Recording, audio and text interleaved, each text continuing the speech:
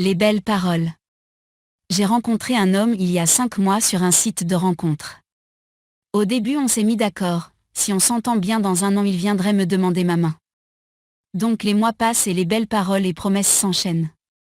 J'étais sur un petit nuage, il se déplaçait pour venir me voir, j'habitais à près de 70 km de chez lui, était tellement attentionné, me disait qu'il n'avait jamais rencontré une fille comme moi, jamais pensé au mariage avant moi, que j'étais sa princesse et que c'était pas rien tout ça.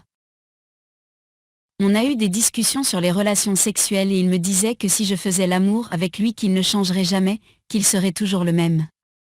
J'étais sceptique sur ce point et lui donnais les exemples d'histoires de Yabiladi où les hommes changent après avoir couché avec leurs copines et lui me disait pourquoi tu me compares à ces mecs.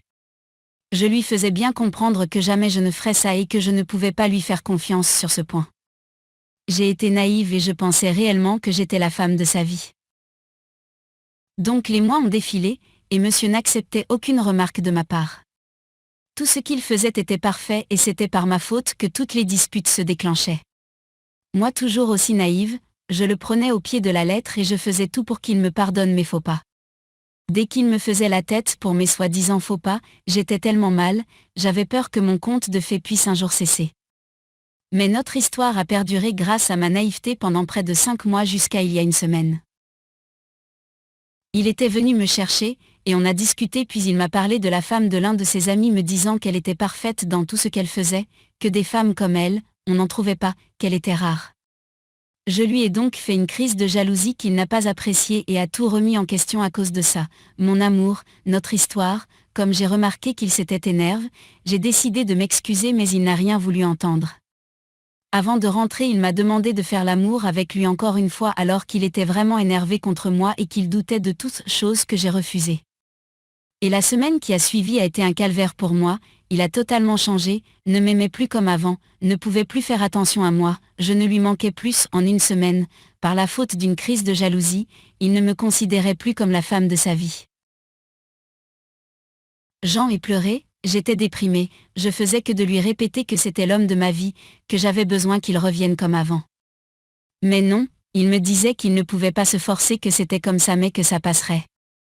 J'ai été patiente pendant près de 10 jours et voilà qu'il m'envoie un message pour me demander si je pensais qu'un jour ça reviendrait comme avant entre nous. Et là c'était trop pour moi, 10 jours à lui courir après et monsieur ose encore me poser cette question.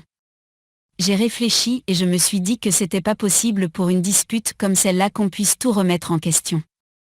Et j'ai décidé d'arrêter notre relation là. Les jours qui ont suivi j'ai découvert grâce à une amie, qu'il était inscrit sur le site de rencontre où l'on s'est rencontrés et cela depuis déjà plusieurs mois. En fait je me suis rendu compte qu'il voulait juste se jouer de moi, que toutes ces paroles n'étaient que du mensonge, qu'il m'avait forcément trompé, lui qui me parlait de fidélité et de confiance dans le couple.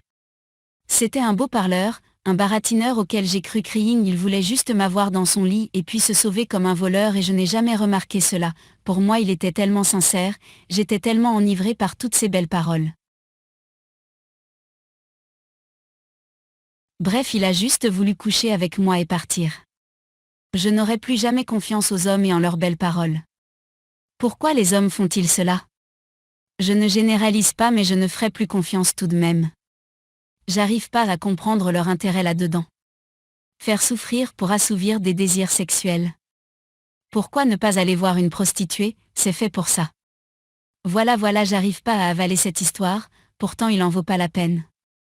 Mais la déprime reprend toujours le dessus.